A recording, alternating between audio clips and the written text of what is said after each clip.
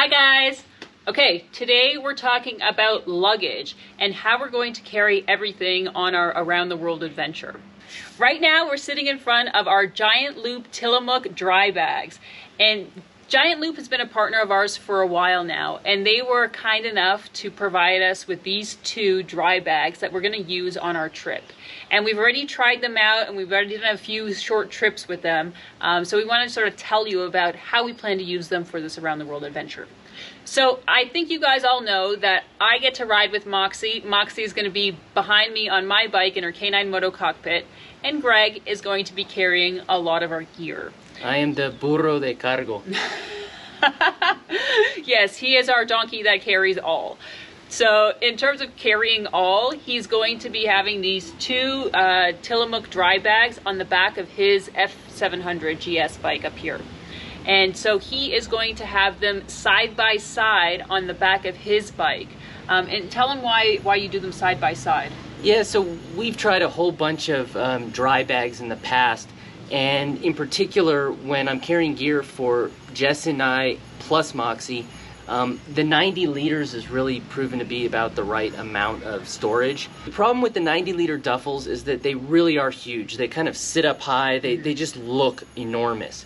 And so with a little bit of experimentation, we found that two 50 liters side by side still allow me to access the lids of the panniers.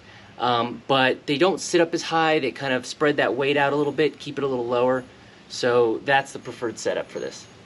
Okay, there are a few cool things that I think are going to be really useful having these Tillamook bags.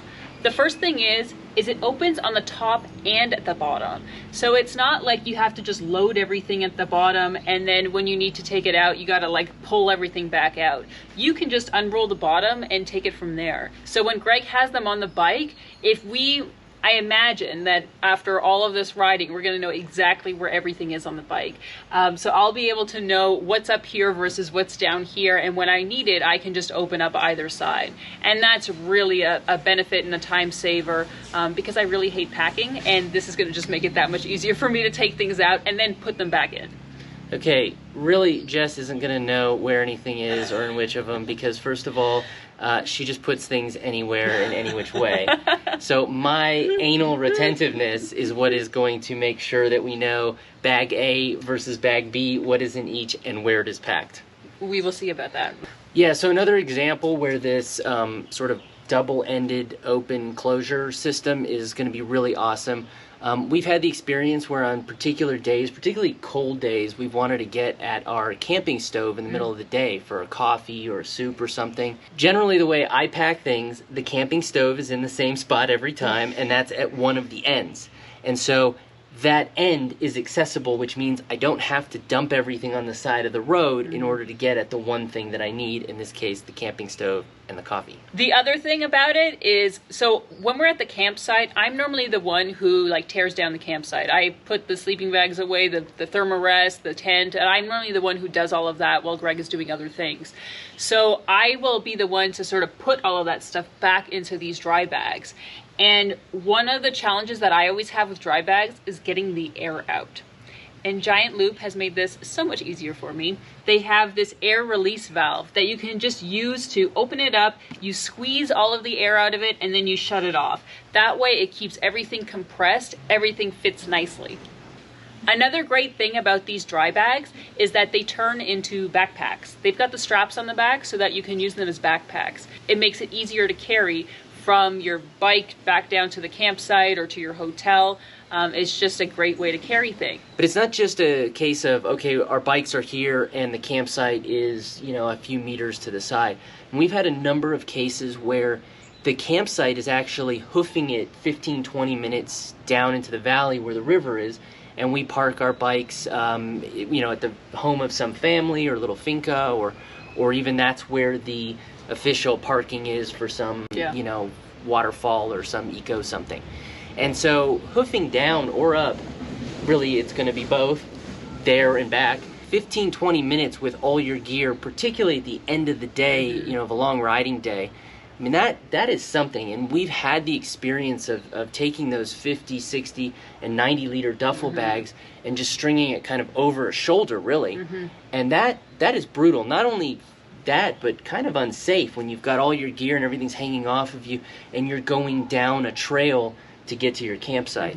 And what that has resulted in is the fact that like you don't end up bringing everything that you ultimately needed because you can't don't want to carry it. Yeah.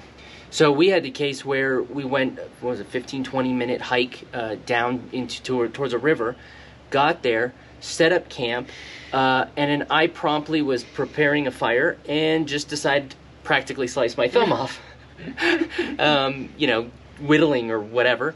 And we didn't have the first aid kit, of course, because that wasn't fitting in like the ability to lug all that stuff down there.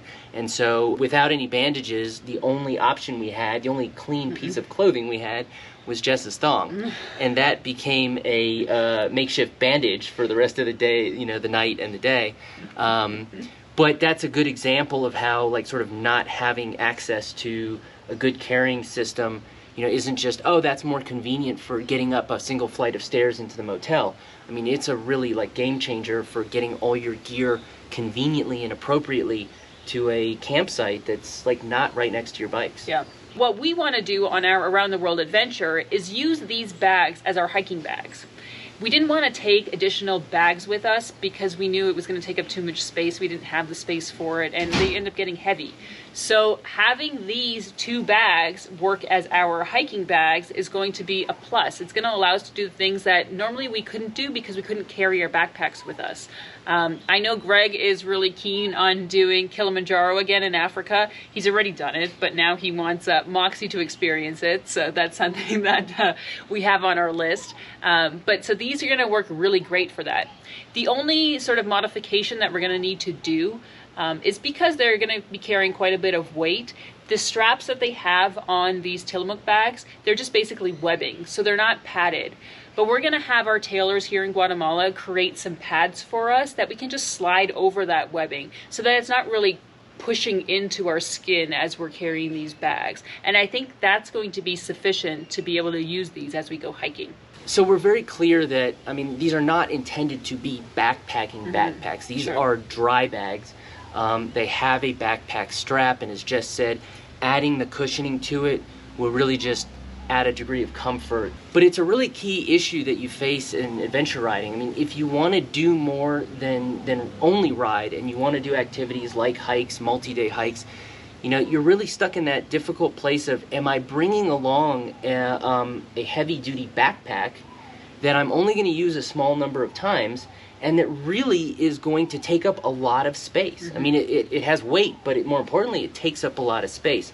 So having a type of dry bag that can double for that, again, it's not going to be the most comfortable backpack in the world, but as long as you don't overpack it, it's going to absolutely serve that purpose. It's going to be cushioned, and it's going to provide that so that you're not bringing an extra backpack. On a lot of the Giant Loop gear, they've got like the MOLLE system set up on them.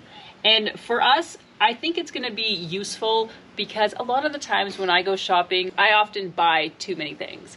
And I know Greg, he normally has his tank pannier bags empty and ready for groceries. But a lot of the times I get a little overexcited and buy all these things, and there's nowhere really to fit them. So having the MOLLE system set up on this, it's going to allow us to really tie bags to it and have things on the outside that we want to get to easily. Temporary external storage. Temporary. Well, we also use it for putting our garbage on. So when we go camping and we've collected all of our garbage, nobody wants to really put that in their panniers and make all of their clothes smell. So we normally like attach it to the back of our bike somehow. It just makes it easy that we can just attach it here and then pack it out and then throw it out when we get out of the campsite. Thanks again to Giant Loop for supporting our adventure and providing us with this really cool gear. We'll make sure that we let you guys know how it performs along the way on our trip, and you're going to see it on our video series On Two Wheels and Four Paws. But we're really excited about trying these out for the long haul, and we look forward to hearing what you guys think. Thanks, guys.